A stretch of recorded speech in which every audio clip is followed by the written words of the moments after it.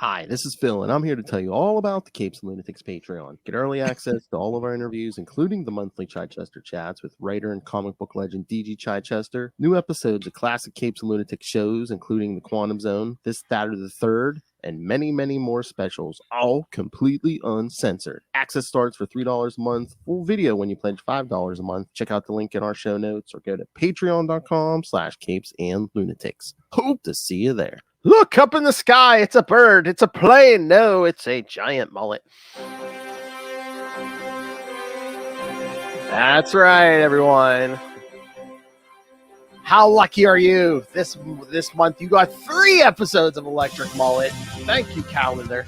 Yep. Anyway, I am Phil. There's at least 1 or 2 of those next year too. So, rejoice, kids! Yes. Extra episodes. Yeah, these are all for November. So yes, give thanks, kids. You got 3 episodes this month. All right. Thank you, Phil.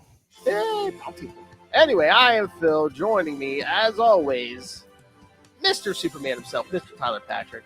Hey, everybody. And not a Kryptonian, but another flying creature. It is Justin Meow. Hello, everyone. He's more Daxamite. Yes, definitely Daxamite. Who, Justin? No.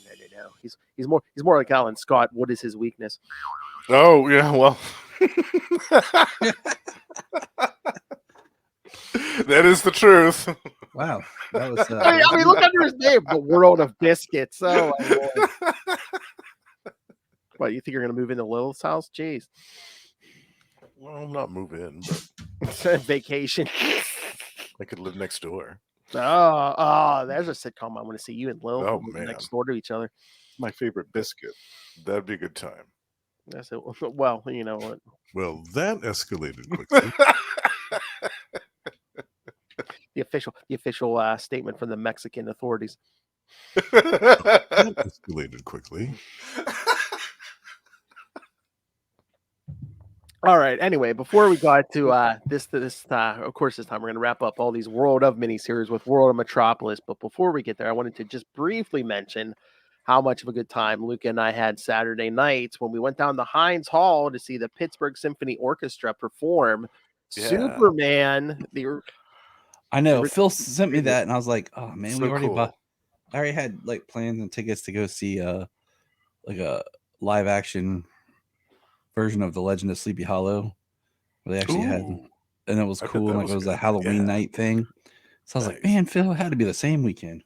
Yeah, I don't know what his problem was. I live in Pennsylvania. He lives in Ohio, and like the day before, I was like, "Hey, you want to come by and do this?" Yeah. Oh yeah. I mean, if I hadn't done that, I'd be like, Jania, guess where I'm going this weekend? Road trip. Love it. He's like, "Let me grab the boy." All right, no, hon, I'll take the kids. Go. Have a peaceful weekend. I love it. How many hours of a drive would that be? It's like 3. Oh, that's not bad. No, it's not. Yeah. Man, I had to drive for work. I had to drive 3 hours up to go visit a kid, and I spent like 20 minutes and then 3 hours back. It was a great day. Oh, yeah. Wow. Yeah. But yeah, I mean, it was a great performance. I mean, I didn't hear one flaw in it. I mean, sounded exactly like the movie, but better. It looked like a nice theater too. Oh yeah. Heinz Hall is it's a very nice theater. Yeah, that's awesome. But yeah, they had the big screen up, and then at first I had to tell myself don't look at the orchestra, because like during the whole first part of it, while we're on Krypton, I keep watching the whole the conductor and the whole orchestra. Like, that's pretty cool. Yeah, that is cool.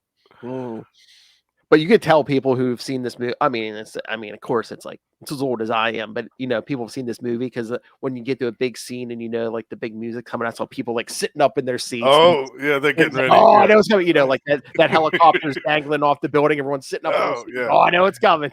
The anticipation. I know. That's awesome. I know the best scene of this movie. Hey, say Jim, that's a bad outfit. Phil was mad because there wasn't a live singer there singing "Can You Read My Mind." He was like, "Where's it at?" Yeah. Had to deal with them. Just had to settle for the Margot Kidder voice track. He was like, "This is crap. Bring out someone else who can't sing." But it's so great because I mean they do like the the dun, dun, dun, dun, dun, then you get the more quiet, like the Otis music, and He's like Otis. Otisberg? Otisberg. That's like I was like asking Luca when we got home. We were telling Danielle about it. I said, "What was your favorite part?" He goes, He's like, "I don't know. I'm not sure." I said, "What, Otisberg?" He starts giggling. Like Otisberg, it's a little tiny place. But yeah, that is so good. And like Justin said, I mean, I was looking at the schedule. I didn't say anything for like the first half of the year, but like Justin said, I hope that they maybe next year or soon they do like Batman 89 or something. That would be awesome. Yeah. I love that. Hearing that music live would be amazing. Oh, yeah. Yeah. Oh yeah, it has to be that Batman 89. Totally. All right. So yes, I just wanted to mention that. All right. Yeah, that's cool. That's really cool. So should we get to the World of Metropolis? Yes. I have synopses for these, and when we get there, there's at least one issue in this miniseries where John Burns all over the place. Oh man, yeah. I think Justin knows exactly what I'm talking about. I know exactly what you mean. I have a strong feeling I do, but I'm curious. Yes. All right. So, begin with the World of Metropolis #1 from August 1988. Of course, writer John Byrne, penciler Win Mortimer, inkers Frank McLaughlin and Dick Giordano, colorist Tom Zayuko, letterer Todd Klein, and editors Renee Witterstatter and Mike Carlin. Perry White is in his Daily Planet office watching the front page of Superman battling a green-skinned alien. Perry congratulates Jimmy for getting the front page picture and then sends him, Lois, and Clark back to work. As they walk out, Perry reads an article regarding Lex Luthor opening new LexCorp offices in Vietnam, and that makes him remember some past experiences he had with Lex. Yeah. Wavy lines. Yes. In a flashback, Perry arrives at Metropolis International Airport after being 18 months in Southeast Asia reporting on a war. It just says a war. A war. Yes, so not to date ourselves. An employee working for Lex Luthor sees him arriving at the airport and phone calls and notifies his boss about Perry's arrival. Alice Spencer, who is dating Lex, overhears the conversation and confronts him for not telling the truth about her former lover being alive and returning to Metropolis, and the discussion ends with Alice leaving Lex. Alice visits Perry at his apartment, reuniting with her lover. Hey, they go out to a dinner where she tells Perry that Lex is selling the Daily Planet. Angry, Perry decides to crash LexCorp and confront him about that decision. The businessman tells him the newspaper is a relic of the past and offers Perry a position at the new WLEX television station, an offer he rejects immediately. As Perry and Alice leave the building, Lex gives her an earring she forgot in his dressing room, giving away the fact that they were dating behind Perry's back. A few days pass and a group of kids visit the Daily Planet on a school trip. At that same moment, Perry blows out of his boss's office, yelling about how the Planet was a real newspaper before he went to Southeast Asia. He realizes kids are listening and, ashamed, walks out of the building with a young Lois Lane cheering him on. Back at his apartment, Perry calls Ling, an Asian cartel boss who owed him a favor, and asks him to stand up against Lex Luthor to buy the Daily Planet. Ling replies, saying he wants a guarantee that this rescue operation will succeed, putting Perry as the editor of the newspaper. Both agree to the terms and hang up the phone. Alice arrives at his apartment. Hurt, Perry tells her she was the most important thing in his life until he found out about her relationship with Luthor, saying he always wanted what Perry wanted and that this time he succeeded. To that, Alice assures him that Lex will never have her love, so Perry forgives her. I don't think it's her love he was worried about her. Yeah, I know. Yeah. He's not interested in that. Yeah. The Daily Planet is saved by Ling's international cartel, and Perry White marries Alice Spencer. Alice gives the good news that she is pregnant, and Perry goes to celebrate with his fellow workers. Alice stares at the LexCorp building from Perry's window, shedding a tear as she turns away.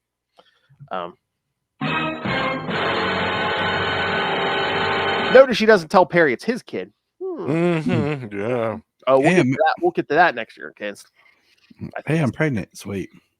Just assuming. Back in the present day, Perry meets with his wife for lunch and is surprised to find his son Jerry, who wants to talk because a friend convinced him to do so. A police car's siren and Superman flying by caught Perry's attention, but he ignores it and enters the restaurant with his family. All right, thoughts. Boy, a lot of like love triangles in these miniseries. Yeah. Especially this one and the last one.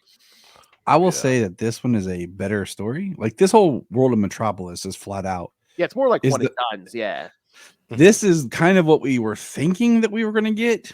Yeah, with the other ones. Yeah. This is the best one. I mean, not this issue, but like this miniseries.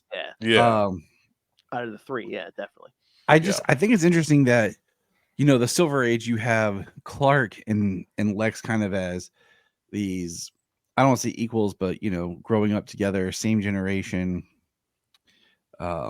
together. I can't think of the word. I'm tired, and now it's like Perry and Lex. Contemporary. Yes, contemporaries. Thank you. Now it's like Lex and Perry. Yeah. Are contemporaries. And I find that interesting. I mean, Lex has his sweet red hair, but his super huge receding ball. He looks a lot like Sherman Howard. Like if you're the way Sherman Howard was as Lex on Superboy, he looks a lot like that. He's like some of these drawings. What a Joker in this issue, man. He keeps cracking himself up, man. Yeah, he's laughing. But the whole scene where they go to Lex's office and they're like, "Oh, hi, Mrs. Spencer." He's like, "I didn't think they'd remember your name. You've only been here like twice." And then it's like, "Oh, Mrs. Spencer." Then like, "Oh, you left one of your earrings." Like, Lex did that on purpose. Like, oh, absolutely, that was strategic. Yeah. And you just got to kind of feel for Perry, like, dang. Yeah, I mean, did she not hear from him? Was it like the Jonathan Kent thing where she wasn't sure if he was alive or not? I'm like, we're learning don't go to war in this. I mean, yeah, man, don't go to war, man. Your women are cheating on you. Exactly. The shack up with somebody completely wrong for them. And this time and last time they shacked up with the rich guy. Right. True. Who was smoking himself to death with a van of cigars. I didn't like this one as much. I thought that it was kind of tired to use that same story trope. Oh, well, so and so was away at war, and then the woman decided to have a relationship with this other person that was totally wrong for them. And why this whole thing of Perry and Lex being like brothers and all that stuff. Well, then why would I didn't. Where's that story? Yeah, where's that? I would rather have seen them younger. And then see Lex portray him or something. Yeah, something when they were younger guys, rather than this whole backbiting thing where I'm going to steal your woman and there's nothing you can do about it and that type of stuff. Like, I don't know. It was too evocative of the whole Jonathan Kent and Martha Kent story with the other guy, which we just read not too long ago. I felt like it was a retread of that story, just set in Metropolis. I'm glad that it wasn't at the end. Like this whole Ling guy he's selling the paper to was kind of weird. Oh yeah, and I was like, I'm just glad like it wasn't like all of a sudden like, yeah, I'm blah blah blah from Wayne Enterprises. We want to buy the paper. Oh, Wayne, yeah. I was like, okay, and then I was like, maybe this is like we get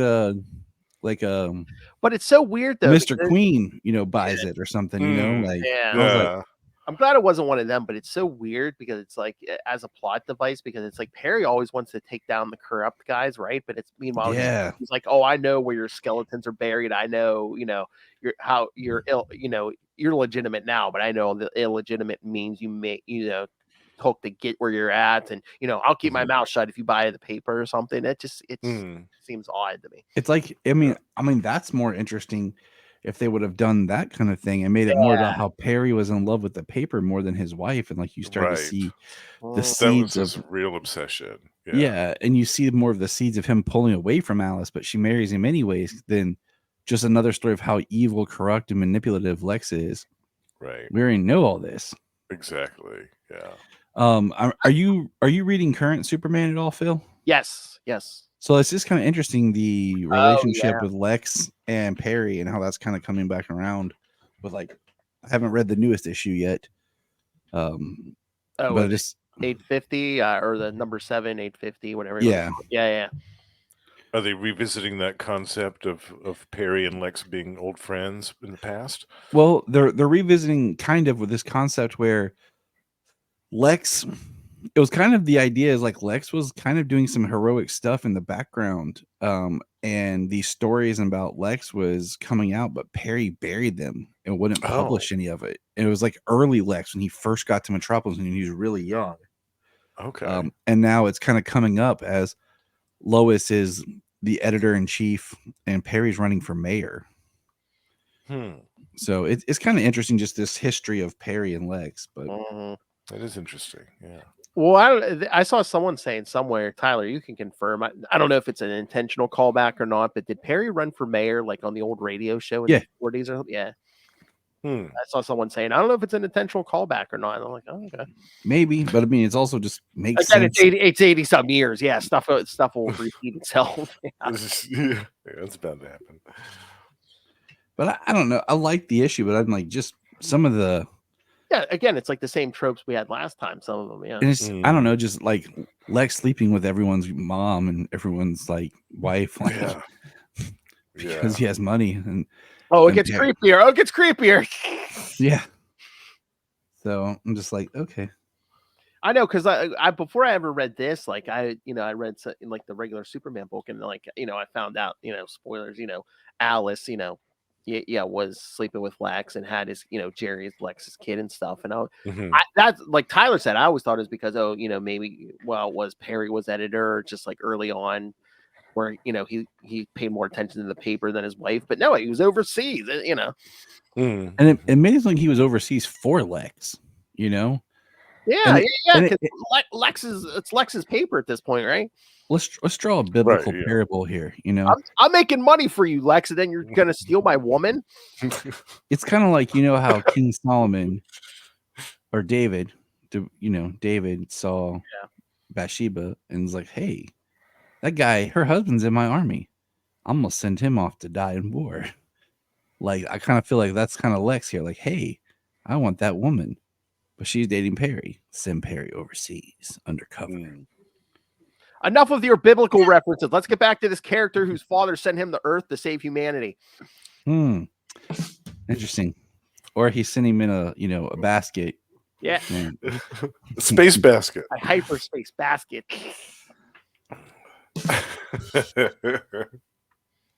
Well, at least nobody was stealing Moses's. I mean, Jor-El's woman. At least they didn't do that trope, in the first one.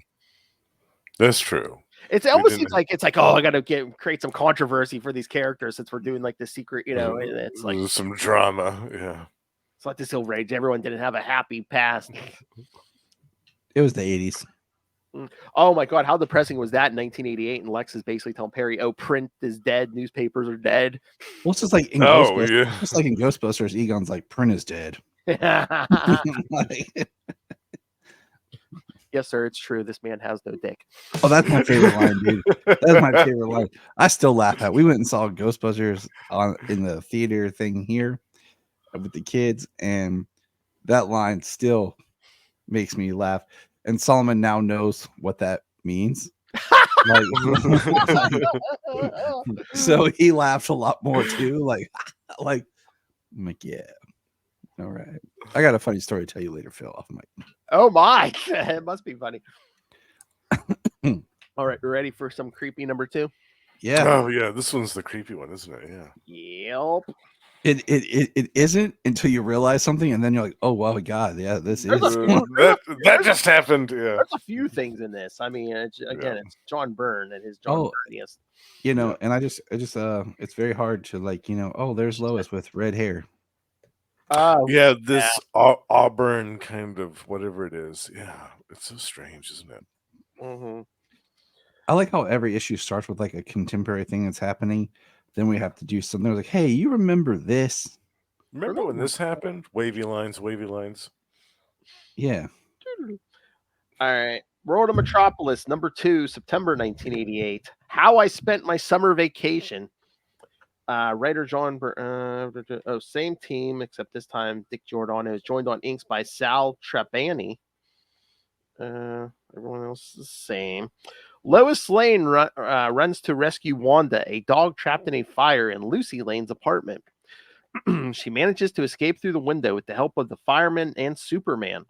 Lois reunites with Lucy and invites her to stay in her apartment for the weekend.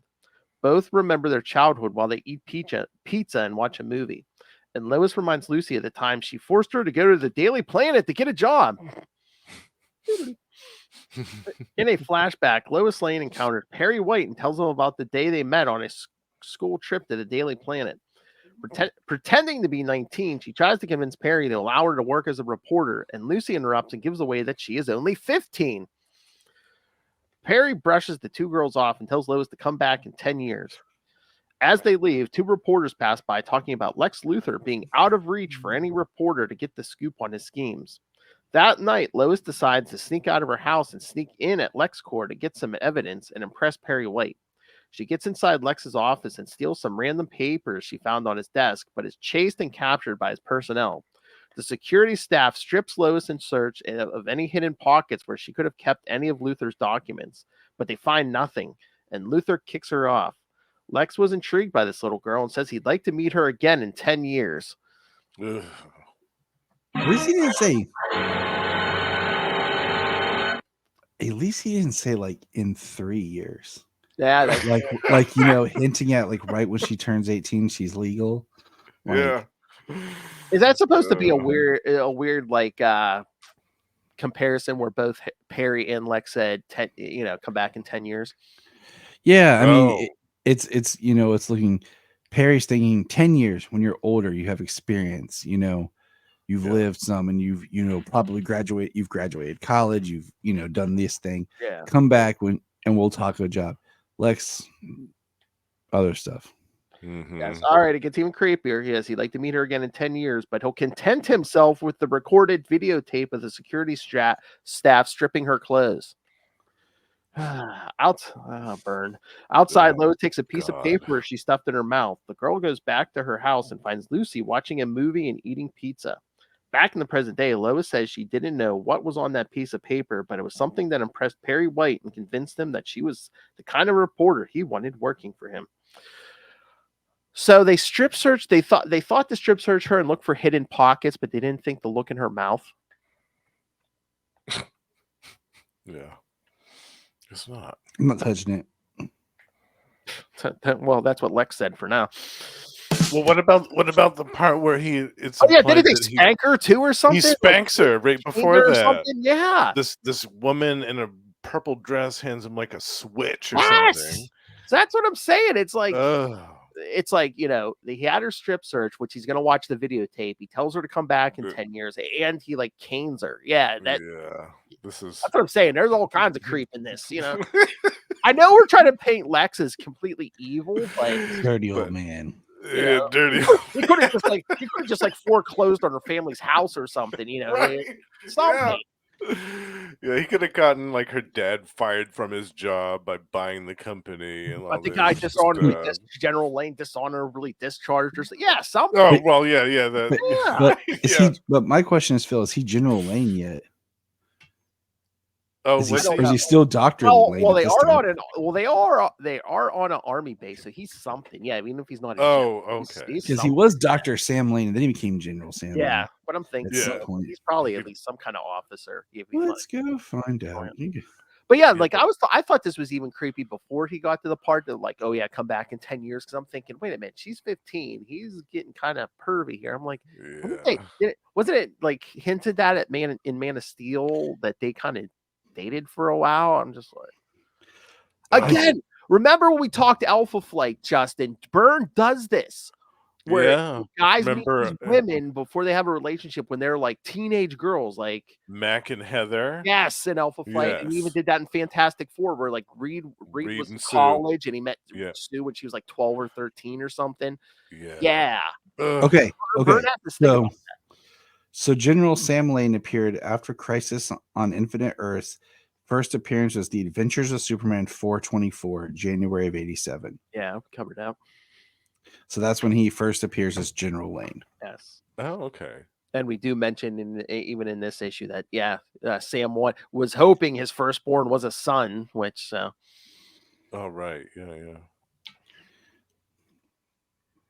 Douche. Yeah. oh my god, it gets better like in the 90s, like once they're like engaged and stuff, and he's like, "Oh, you're never in the service, were you, Kent? What have you done for this country?" You milksop. Pretty much. Gives him the Thunderbolt Ross treatment. pretty much. It's like, what have you done with this country? What have you done for the country? All right, so yeah, lots of creepiness here, especially with Lex. But we're going to pose a question here in the next issue. So, okay, so we're 2 issues in, and it's like most of the evil Lex has perpetrated so far is either screwing or trying to screw, you know? Right. Or the other kind of screwing. Well, Yeah. yeah, I tried to screw Perry out of a job, but yeah. Yeah. Yeah, I did like the rescue with the dog in the beginning. I thought that was cute when Lois hoists the dog out the window and onto the you first. trampoline. Yeah. Yay! I liked that, and I liked the part where Lois breaks into Lex's room. I thought that was clever. She gets the the window washing thing. the window washing thing and gets that up there. But all the creepiness was really off-putting in this one. But yeah, she sneaks off the army base and sneaks in the Lex Tower. So, Yeah. all right. Anything else, gentlemen, on this one? No, I think we can move on. All right, let's get to issue 3 and a little known character named Clark Kent. Who's that guy? It feels like that this month. All right. The World of Metropolis, number 3 from October 1988. Mr. Kent goes to Metropolis. Same team as last. Might have a new letterer, Albert de Guzman. Everyone else is the same. Superman, who's that guy? Reflects on his experiences when he just arrived in Metropolis as Clark Kent. After stopping a group of thieves, Clark attends an appointment with the dean of Metropolis University for a chance to do an admittance test. Clark realizes his Midwest accent gives him away as a farm boy and decides to do something to blend in with the city. He then gets a night job in a restaurant where he meets Ruby, a co-worker who has a crush on him. She takes him home in her car and kisses him before he gets out. Clark goes flying around Metropolis again and finds Lois Lane about to be intentionally run over by a car while pursuing a story for the Daily Planet. Unnoticed, he removes the rear wheels and Lois escapes the scene.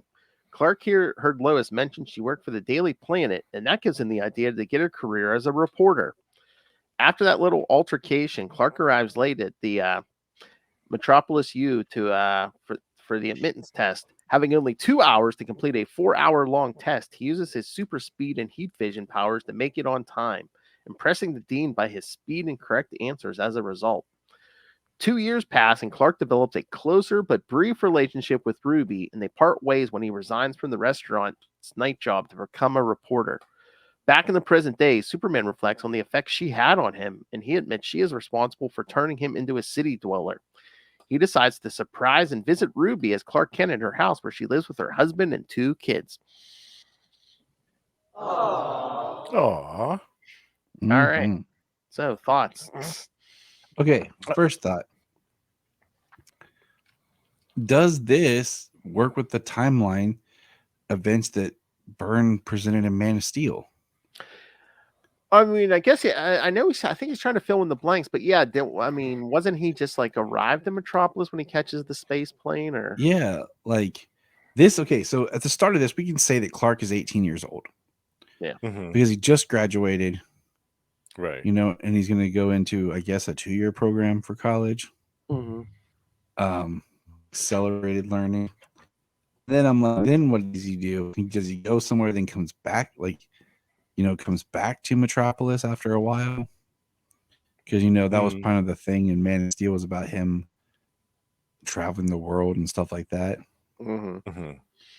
So it just kind of feels interesting that I'm like, is this working for what Byrne had already established for us that same year? Yeah, so I feel like there's more story to tell that just isn't there to connect some of the dots. Yeah, because in this issue, Clark even says, in the months since I left Smallville. So yeah, so unless he's just trying to pack in all the stuff he did outside of Metropolis in a few months. But I mean, again, I know it's a comic book, but it always surprises me. How long did Clark hang out with Ruby, and he wasn't wearing the glasses at this point? Shouldn't Ruby be like, "Oh my God, that's Superman. I worked with Superman." Definitely. Yeah. I mean, he talks about how he shares secrets with her, but not that one. And at the end, it's weird because she says 6 months. So the timeline is interesting because it's present day. He's going to visit her. So it's it's been at least what, I don't know, 6 to 8 years since he's known her because of how big her kids are. And she makes the reference that he introduced her to her husband. Yeah. And I'm like, because what kind of sense did you guys get from her? How much older do you think she is than Clark? Maybe 2 or 3 years, maybe. I mean, I could see. I mean, maybe a few more, but early 20. She's in her 20s, I think, when they're working at the restaurant. Yeah, early 20s. Yeah. So we'll say 4. And because it is she makes a reference to being a mother hen later, but she's very kind of into Clark. She is, yeah. I mean, where she kisses him in the car, yeah. Yeah, and she kind of follows him around. Yeah, he even says I'm not used to women being so forward. It is. And it is interesting that she asks about his girlfriend and all this stuff. Yeah, he does have the thing for redheads. We know that. Yeah, that's about it. My thing is, how was he late for his test? Wasn't Lois chasing the car at night, or It's or is it real early in the morning, the wee hours? It's hard to tell with the art. I mean, it does. Yeah, I don't know. I mean, the headlights are on the car, because it's the night Ruby kisses him in the car, and he gets out. And I wonder if he was going to night school. Yeah, it might. I mean, depending when if he's working days in the diner, nights going to school. I don't know. Well, I mean, he's getting ready to take his test for school, so he hasn't even started school. Yeah. Oh, right. Yeah. I mean, it looks like, again, it's hard to tell with this art, but yeah, I mean, it looks like it's daytime when he's taking that test. Yeah, because they say it was early and he was late. At least I thought it was. But he's wearing the same suit that, or it looks like it does look dark. Yeah, when Lois is in the car. He is taking the test at, let's see, looks like 10:50 in the morning. Well, yeah, because didn't the dean say by 1 o'clock, and he only had 2 hours left or something? So yeah, so it's close to 11 o'clock. Yeah, because there's a panel with a clock in it. Yeah. But I mean, how douchey is this? Your grades from that high school don't count. We don't count them grades from that hick town you're from. Kansas don't count in Metropolis. I know what you got your education on. But I don't know. Some of the stuff with Ruby is just interesting because it feels like rub that one in. I don't know. It's just because sometimes I feel like they're trying to make her older, older. Maybe she's in her late 20s, a 10-year thing. And then sometimes they try to make her she's just slightly older than him, to where she feels like she's still young, but yet time's kind of she's missed her chance for school or whatever. And Clark's getting to know her, and that's what I'm saying. She's somewhere between early and late 20s, I think. So I don't think it works if she's much older than that. And it's interesting because I'm are they dating? Or are they just friends? Are they friends? Yeah, because they're spending all this time together. They're going on boat rides and bowling and all this other stuff. And there's some times too where in this, like Clark, you can't really tell what age Clark is, judging from his face. There's some panels where he kind of looks like a young Bruce Wayne, and some kind of he looks like a young Clark, and somewhere Well, looks like somebody completely different. Batman. I'm My saying favorite character. by the time Clark is done here with Ruby, he's like 20.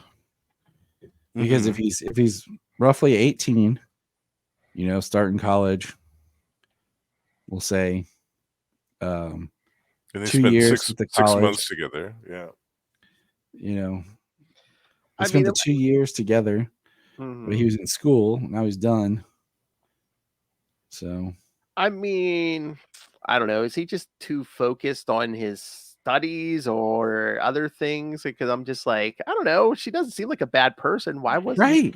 why wasn't he Mm. dating her? He was single. And yeah, he Single? didn't really. He was going to school, but like there was no focus on like the mission. Like I'm gonna be Superman. There was no focus Mm. on the really like I'm Right. spending a lot of time saving people, or Yeah, if he I'm gonna stumbled be a on something, he used them. But yeah, Yeah. there's no I'm gonna be the reporter. He just kind of was like, that wouldn't be a bad idea. Part of the Pulse. Mm. Then he's like, it's like, is he really trying to focus on cultivating that? yeah. Because at first I was like, oh, is Byrne gonna give him like a relationship we didn't know about before he became Superman? But no, I mean, it was pretty much- it was like his in between, It's implied they had a relationship, but it's never really explicitly stated. It's weird. no, I mean, like- there's like maybe just- one panel where they're arm in arm, and then there's that one where she kisses him in the car. But that's it. Other than that, we didn't see like any physical contact with them, really. Mm-hmm. That's because it's Yep. in the whites of the page, Phil, where we can't see. Whoa. Edited for young audiences. Oh, okay. like that scene in the previous issue with Perry and Alice Well, when they were shut the door, reunited. Yeah. For 10 seconds, they meet back up, and that door shuts. Yeah. They didn't waste any time. They got a lot of time. Hey, to make that point. was code back in the day. I mean, Oh, remember they did that early in the 70s with Peter Parker and Mary Jane. Yeah, that door shut. Yeah, she shut that door. Yeah. Keep that door closed. But I was gonna say, I mean, yeah, that would be subtle if it happened off panel, but it's like it's burned. I want to see subtle about that stuff. Mm. I mean, it's just weird because like this character that meant a lot to him, but what was her lasting impression? Because we don't even see her husband in here. Like Clark shows up, and I don't think we ever see her in the regular any of the regular series ever. Right, and they call him Uncle Clark. I know. Yeah, it's odd that they never revisited her in any capacity. Yeah, because it's weird. It's like, why create her? Well, again, I mean, Byrne ain't gonna be here too long, but I'm just saying, yeah, it's weird. It's like you create this character and we never revisit her. Yeah, why? It's so strange. That's because that's the other thing. I was like, okay, is this going to be a relationship we didn't know about? And two, I'm like, oh, is she going to die in the end or something? Because we never hear from her again. But no. Or in a story like later on in Superman, like later on that year. Or at least leave a Metropolis or something. Have it be like, oh yeah, he don't see her that often anymore because she lives somewhere else in the country or something. It'd have been sweet if Lois Lane wasn't a redhead too, and then you could like hide her in the background of certain panels and like Ruby was there, but it'd be hard to tell it's her. Well, was that the thing? I mean, subtly. I mean, she's putting highlights in her hair. She realizes Clark has a thing for redheads. Oh, maybe. I think you're onto something there, Phil. She dyed her dark hair red. She pulled a reverse Jason Todd. But you saw her as a little. Are you talking about Lois? Yes, yeah. But you saw her as a little kid with red hair, like her little reddish hair. That's true. That's just crap coloring and comic book making. People like just keep it simple, man. Lana, redhead. Lois, blonde or brown. Blonde is for like on the Chloe, cover of that. Mason. I think on the cover of that issue with Lois Lane, her hair was black too, wasn't it? Nah, it's reddish. Or is it reddish? Yeah. Or if they just done something where like, oh, she kind of like dyed her hair to rebel against her father or something. A boy, what to do this?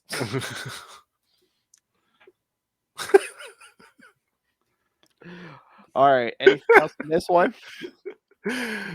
Well, I think we covered that one pretty good.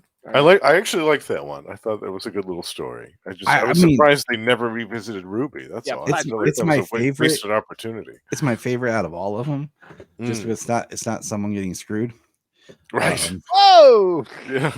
And it was funny to see Clark flying around in that suit too. That was hilarious. I know that one point there's like a gunfight and like guys are like shooting like bazookas and stuff, but that suit that doesn't take any damage at all.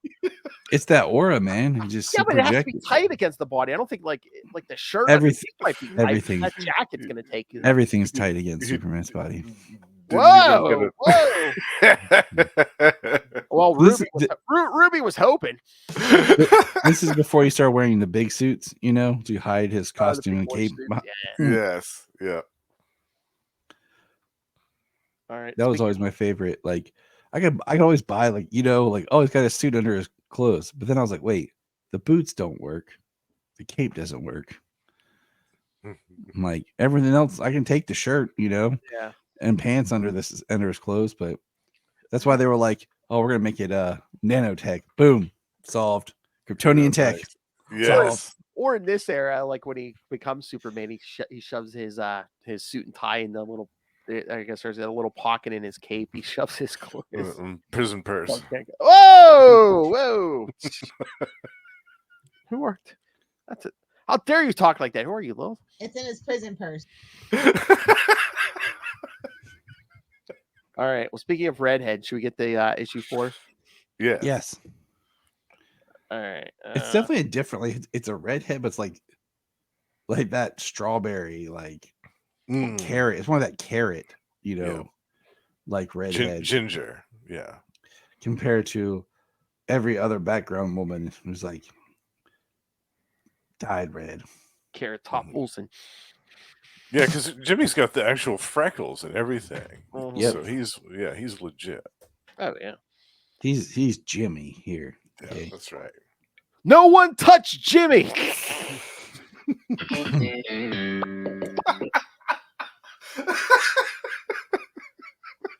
Jimmy's gonna get you, Kramer.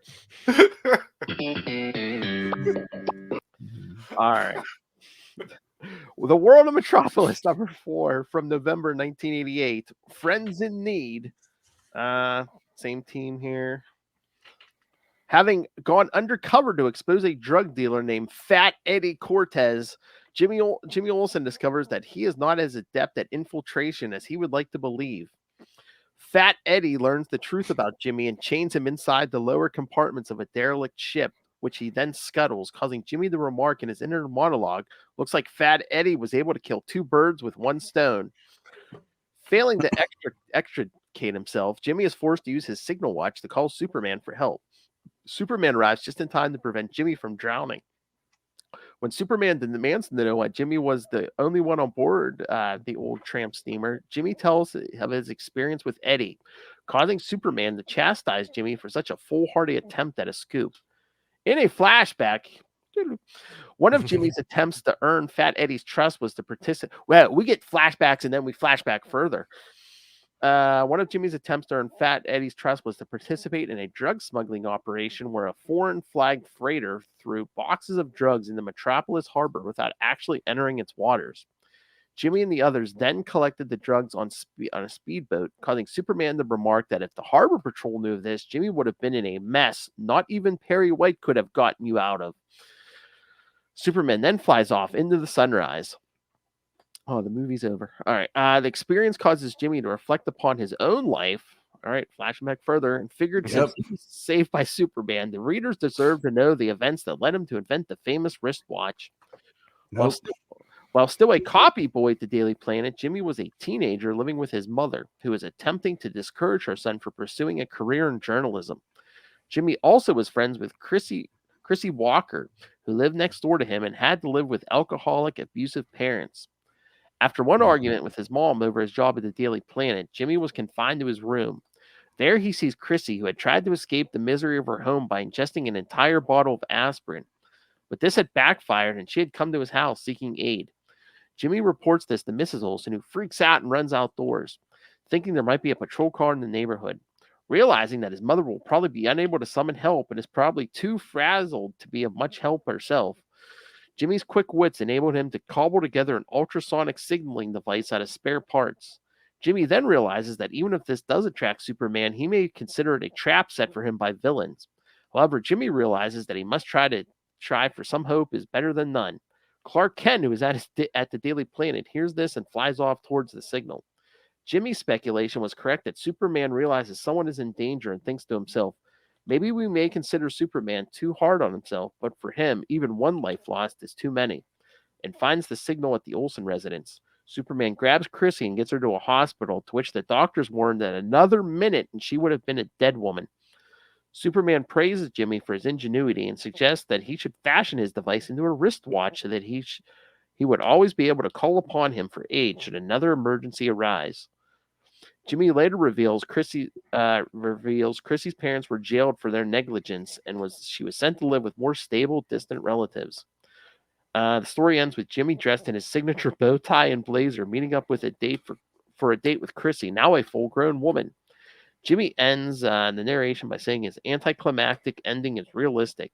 Not riding off into the sunset on a white Charger, just two good friends going out for a burger.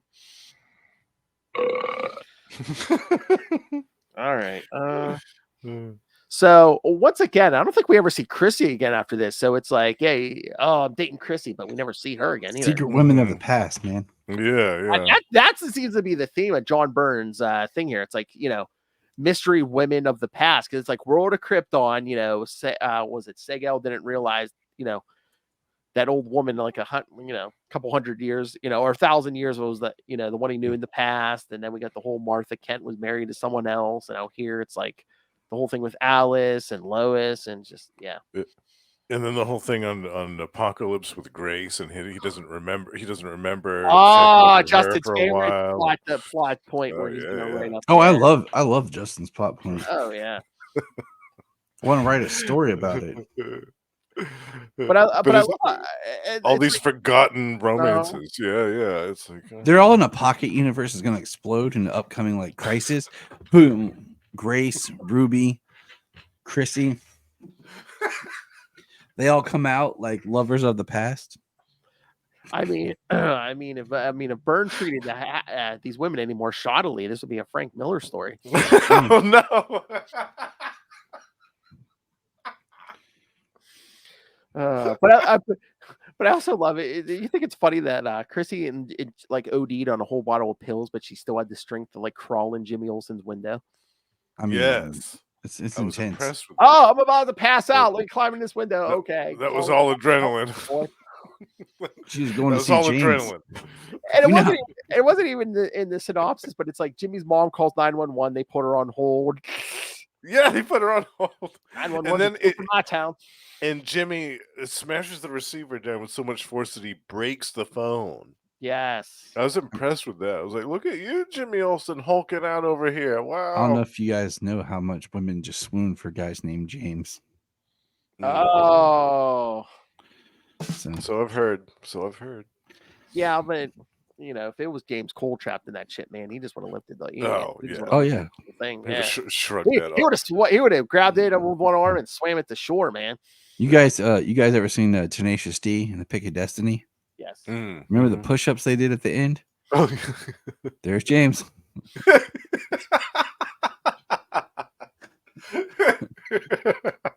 James Cole doesn't do it. James Cole doesn't do push-ups. He just alters the gravitational constant of planet Earth.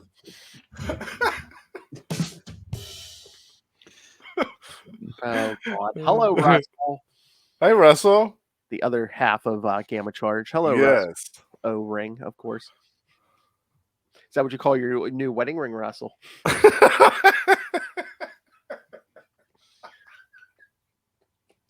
Ew. All right. All right. So how do we feel about it? Because Tyler, in the Silver Age, didn't Superman give Jimmy Olsen the watch, but here he invents it? That's what I thought. I thought that, I remember. Yeah, I think Silver Age, he gives it to Jimmy. Yeah, and now I guess they're just trying to be like, oh, Jimmy's not worthless. Jimmy is. Yeah. Well, yeah, I guess they're saying, yeah, he must be pretty smart if he gets himself out of all of these most of these situations. Yeah. Yeah. I just like how Lois puts herself in danger all the times, and he's like, I'll save Lois. Jimmy does. He's like, you're an idiot, dude. What are you doing? What are you doing? Yeah. I mean, in the present day, how old do you think Jimmy is? He can't be more than like what?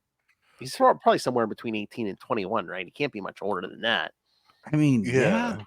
Like That's why I was laughing so hard in the beginning when he had that disguise on, I know. and he's trying to like do all this stuff with Fat Eddie Cortez, and he's got the wig and the sunglasses. I'm like, who in the world's going to take him seriously? Like, I know. He's still got to look like a kid under all that disguise. Exactly. That's what I was laughing at. He's like, oh, somehow they figured me out. I'm like, yeah, because your voice is probably still cracking. Hey guys. Yeah, man. I run the streets. Who wants to push some dope? Yeah. Yeah, that cocaine's crazy stuff, man. I love it. He's just like past slang. Like, that's jive, dude. Yeah, that's cocaine. Did you see that in a movie? No. Everyone loves cocaine.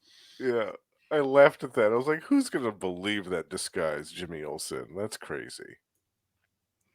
Jimmy. Don't touch Jimmy. Are we sure this says Jimmy Olsen and not Henry James Olsen? Smallville jokes. So I gotta ask. Oh, wait a minute. This is right, because it's saying here, yeah, the character Chrissy is referred to with the last names Macmillan and Walker, which seems to be an accident. Oh, I didn't notice that. Oh, whoops. Oops. Oh, here we go. Trivia. The ending with Jimmy remarking his platonic date with Chrissy was just two friends going out for a burger was likely a tribute to a scene in the 1978 film Superman, where Superman takes Lois Lane flying through the clouds. After bringing her home, he returns to her place as Clark, suggesting a more realistic date of going out for a burger. Oh. Yes, I did. I mean, I just saw the movie Saturday. Yes, I was thinking more about how in the first issue, Perry went to a diner with Alice for a burger. Somehow he never could get a burger and everything. Right. The simple things. So the theme of this miniseries is mystery women and going out to eat. Okay. Screwing burgers. Sounds like a good date to me. Just you gotta figure out what's the order. Right, yeah. That's important. You don't want to mess that up. So my question to you guys is, which one's your favorite and which one's your least favorite? What out of these issues? Yeah, the four. You said you like the Clark Kent one the best, right? I do. I might have to agree with that. Yeah. I mean, I think there was the least unbelievable stuff in that one. It was I agree. Jimmy's getting Inception over here with flashback to a flashback to a flashback. What do you think, Justin? Yeah, I liked the Clark one the best, with the one with Jimmy a close second. I like that one a lot too. Oh, but we also said we were going to grade each miniseries. So in order from best to worst, I think mine is going to be. I'd say just go in reverse order: Metropolis, Smallville, Krypton. Yeah. Oh, okay. I mean, the problem is I really like the last issue of Krypton. Mm-hmm. Yeah. But I mean, overall as a whole, yeah. Yeah, and that Jarrell story about loving Lara and how it played out, and actually never really getting to love her the way he wanted, and his defiance and all that, I think is great. Yeah, and made that miniseries. But as a miniseries as a whole, yeah, it'd just be reverse order. I mean, those two, the Krypton and Smallville, I think there were some good ones. There was at least one or two good ones in each one, and there was at least one flunker in each one. So it's like, overall, the world of Smallville, I think, kept a consistent or Metropolis kept a consistent level. Yeah, because it did kind of like what we thought. Like, it was filling in the blanks about characters. Yeah. Maybe we don't like how it was done, but it did Perry, Lois, Clark, and Jimmy. I mean, I almost would have, I don't know who you could replace it with really, but like almost not have Clark in the flashbacks and been someone else in the world of the Daily Planet or something. Do you do something with Lex? And that's and that would have been my thought, is like, just do a Lex issue because you're building up the world of Metropolis before Superman got there. The other two were just weird because like you'd have 2 issues that work and then 2 issues that didn't. And I mean that Lana Lang stuff in the Smallville was harsh. And then the Manhunters kick me in the ass and get one more time. Yeah. So I would recommend the World of Metropolis for someone to read, but I would not recommend the other ones. Yeah. Just because I want to have this discussion about Ruby with somebody else. Or say maybe it's like read the last issue of World of Krypton, maybe skip Smallville and then read this one. Yeah. Yep. Yeah. As a whole, yes. Yeah. I agree with that. Yeah. I didn't like World of Smallville. I thought that was, especially the Lana Lang one, like Tyler was saying, that was a terrible, terrible story. Again, pretty much what did we get? We got, Martha Kent was married to someone else and stuff, and all that stuff. And then it's what does it really affirm? Like I thought it was going to be something about, because I could not remember as we were reading it, like, they got the general store and that's how they started the Kent family store. Instead of farming, Jonathan couldn't farm anymore, so they were running the general store. I thought it was gonna be I'm talking about the Fordman store and being, I thought, and then they went the whole Martha was married, and I was like, man, that's dumb. Yeah, I didn't like it. Yeah, it just felt like they were trying to create drama in this, world of Smallville. And it would have been better if it had been like something where there was actually Jonathan had been reported dead and he really wasn't dead. Yeah. Like there'd been an error or something. Like, yeah, it was even worse. Like, oh, you're a prisoner of war, so I moved on. Although maybe she thought he might be dead if he was a prisoner of war. But and then I mean, we got the weird sister-in-law aunt that we were trying to figure like how that worked. Yeah. So yeah, I didn't. World of Smallville was a miss for me. But I agree. I did like that last issue of World of Krypton a lot. I thought that made up for the other ones in that series. So I would kind of rank that one. I would actually rank that one higher than World of Smallville, just on the merits of that one issue alone. I thought. That See, was I was thinking that too. Like I was, as we're talking about, I was like, I might have to do Metropolis, Krypton, Smallville last. Yeah. I think that's my ranking for these. Yeah. I think that because you'll start Krypton, you'll be like, oh, this sucks. And then you'll get to that last issue, and that leaves the good taste in your mouth. Yeah, like, it's a payoff. I mean, I think you're talking me into it. I might have to go Metropolis, Krypton, Smallville. Yeah. I think that's our official ranking because I think really what was good in Smallville. Yeah, that's just it. I can't think.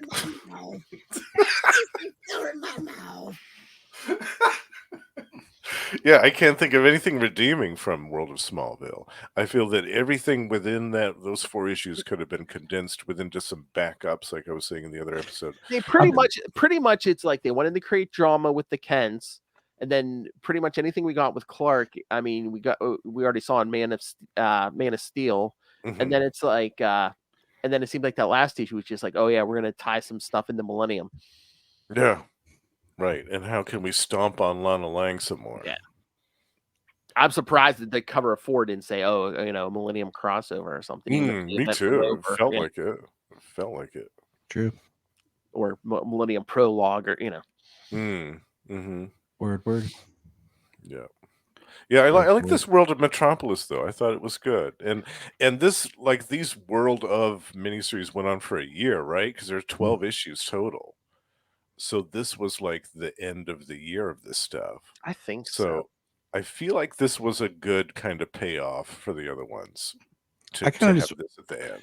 I just wish they would have done the same pattern like they did with Metropolis for Smallville. Well, I wonder if first issue is the Kents, second issue is Lana, third issue is Pete Ross.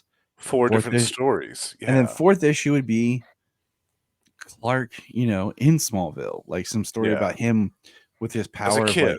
And then kind of like, okay, so I just finished watching the Ruby Spears Superman cartoon. Like we just finished this past year reviewing those. And like at the end of every one of those, there's the family album, which is like each episode is a Clark at a different age. You have like infant, then like toddler, then like kid, then like a little older, teenager, into an adult. And I'm like, I kind of would like a story about around that era in the world of Smallville about Clark. Yeah. And in the world of Krypton would have been neat to see like Sagel, Jor-El, and then just like Krypton as the whole, as a culture, and then and just kind of like these be the miniseries that just really reinformed what the new kind of backstory, especially with Krypton, as John Byrne reinvented it as a different kind of world. Like having 4 issues to flesh that out and tell us about Krypton before it exploded would have been really nice to have instead of what they gave us. Yeah. That's what I was expecting. But I just wonder, since this was the last series, did like Byrne learn? But by the time he got here, he had figured out the formula. But he had to get by doing the first 2, he's like, oh, I finally figured it out. Maybe. I don't know. I gotta look at the publication dates, look at them to see. Because I think the other ones were 87, or was some of Smallville 88. So yeah, I think this was the last one. So I think he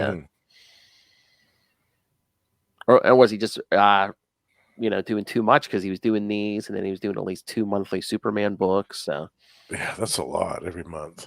Yeah, maybe that's why he wasn't drawing these ones. No, you just get in, you draw one, you make it awesome, pristine, get your name out there, and then you just write the rest and let someone else draw it. That's right. I thought he was going to pull Bendis and just draw the same head in every panel. Just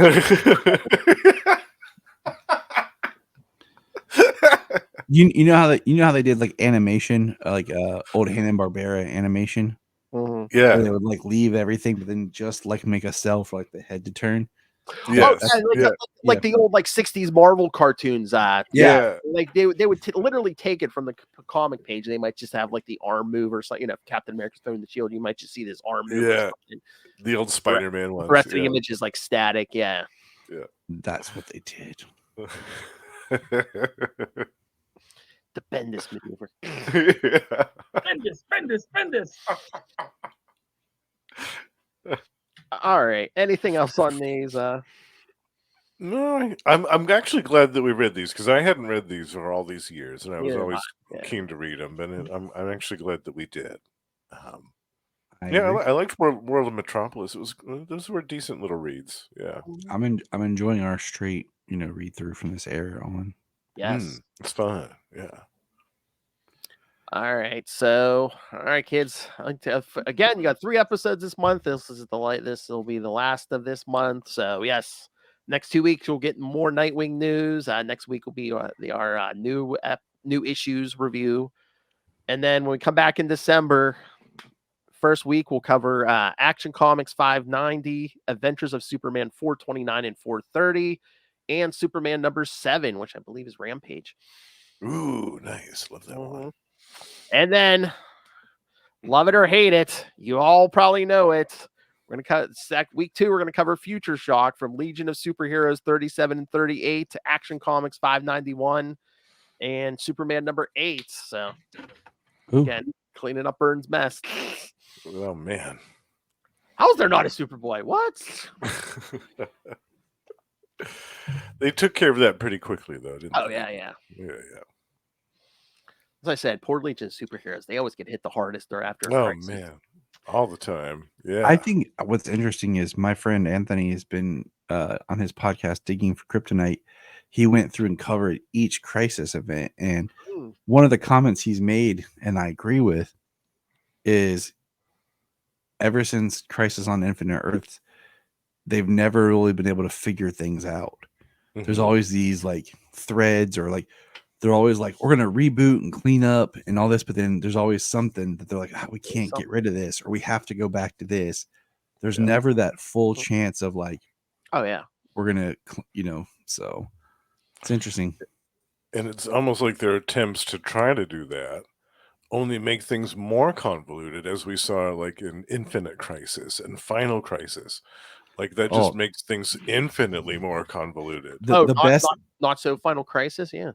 No, the best was when he was talking about, because I did the Doomsday Clock episode with him. We talked about how like you had Doomsday Clock, Flashpoint Beyond tried to like arc this stuff, You get Doomsday Clock, and then the whole metal, death metal, into the Infinite Frontier, and then as soon as that's done, they're like Dark Crisis, and it was just so overlapping at the same time. You had these crises events without even any time to breathe. It's like every writer was like, "Nah, watch this. Nah, watch this. Nah, watch this," and they're like, "I'm gonna do it better." And then it's like, oh, we're gonna kill off it seemed like we kill off the whole Justice League. Meanwhile, everyone's still in their own monthly book. It's like, where does this all take place? Yeah, and you're like, and now they're just like, if it doesn't make sense, it's on its own Earth, because everything matters. Infinite Earths on infinite multiverses all the time. We have the omniverse, everything. I blame Grant Morrison because when he was on Batman, he tried to tie everything together, even like that 50s stuff where like he fought aliens and stuff. So he tried to make everything count. So it's like, oh god. Yeah, he tried to make like each decade was like a year in Bruce's life. Yeah, or some of it was just hallucinations or with stuff. But yeah, stuff all happened. Yeah, but somehow it all happened. This is why a lot of people like Elseworlds and close, stories, because they could make a sense of. They don't have to understand these things, but it doesn't all have to be the same character. It doesn't all have to be canon. It doesn't all have to be continuity. I love the Elseworlds for that reason, because you could have these type of stories that are like, what if it was Batman and Joker reversed instead of that type of. Yeah, it's great. I would love to see more Elseworlds stories, actually. I mean, Tyler, have you been reading World's Finest? I have not read 19. It just popped up on the app, and I'm going to buy 20. But I'm behind on my buying because of my comic shop closing. So, but I mean, that series is good. It's Mark Waid, and it's like it's that one looks good. Like said in the past, but it's just like nothing specific. But Dick Grayson's Robin, and it's back in that era. And I mean, I'm enjoying his Shazam. I think out of any DC character, Shazam's the one that's the most convoluted and weird. Oh, you mean the Captain? Yeah, the Captain. The Captain, yeah. That's why Mark Waid has him calling himself now the Captain. He's like, we got to figure out a name for him. He's like, he's the Captain. I mean, that is pretty stupid. You name a character. I mean, I know they probably didn't want to do Captain Marvel, but you name a character like the word that if he says it, he loses his powers, and say it's like, really? Yeah, that's silly. Yeah, I like the Captain. Yeah, the Captain. I'll take it. Captain M. Even if you do Captain Thunder or Captain Lightning or something, I don't care. But isn't like Captain Thunder and aren't those like Earth 3? Maybe.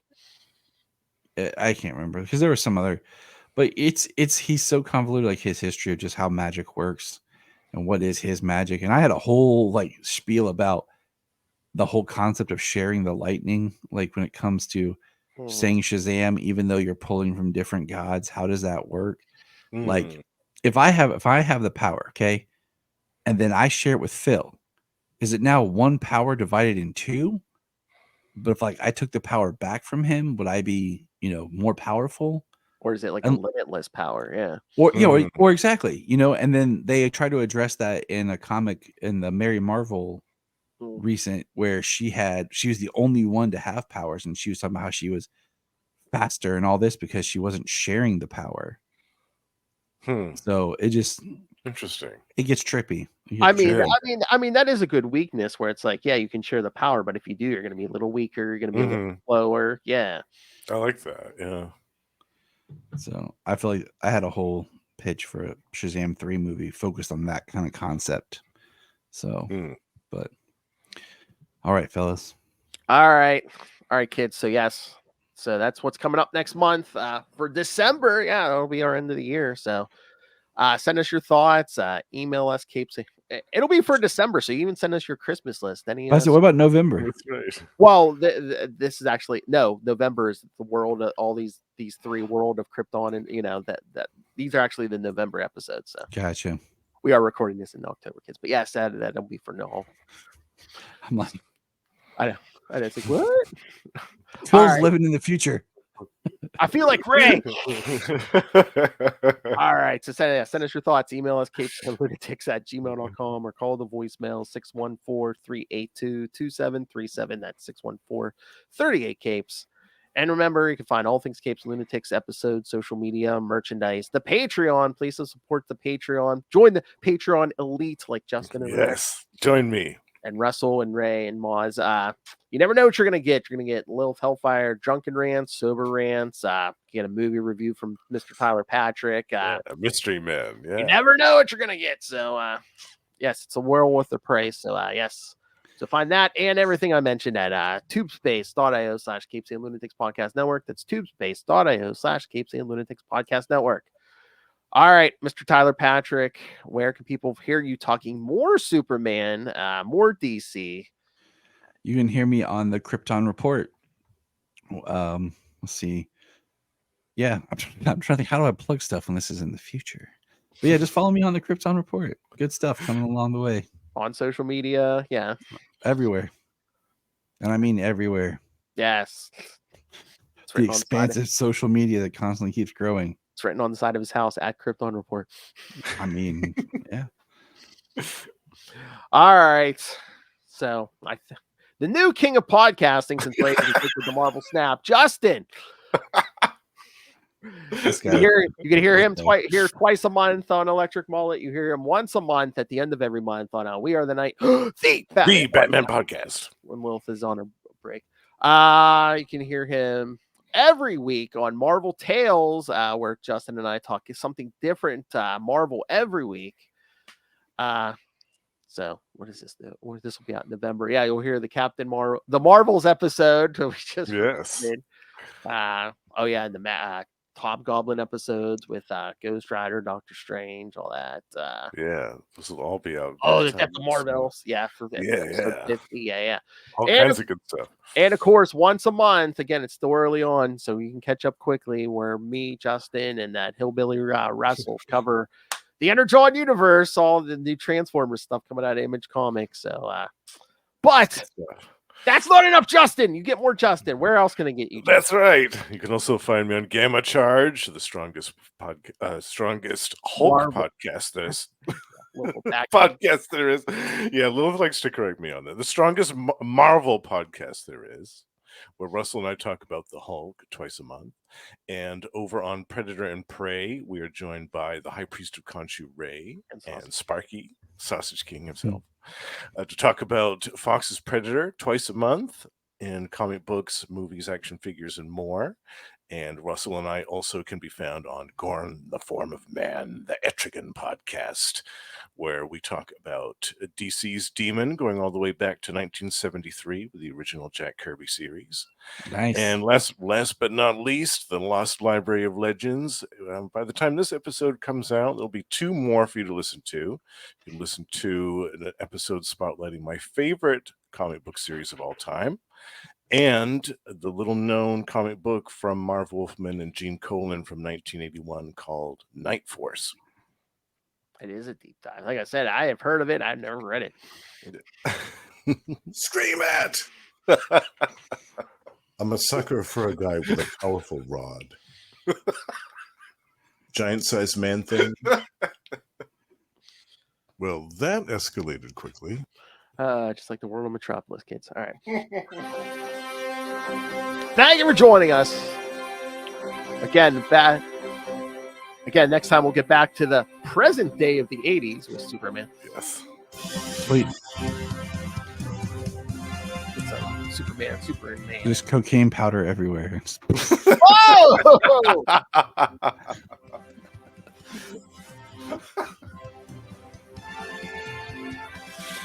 The magic of the 80s. I mean, imagine. I mean, just this series. It's like what Lex probably has, like drugs and orgies. And I just picture Lex being like the doctor in RoboCop.